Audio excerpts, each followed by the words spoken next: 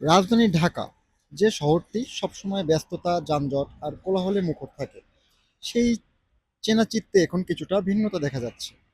Dhaka high court এলাকায় সাধারণত ঘন্টার পর ঘন্টা যানজটে আটকে থাকা, হর্নের তীব্র শব্দে ক্লান্ত নগরবাসী।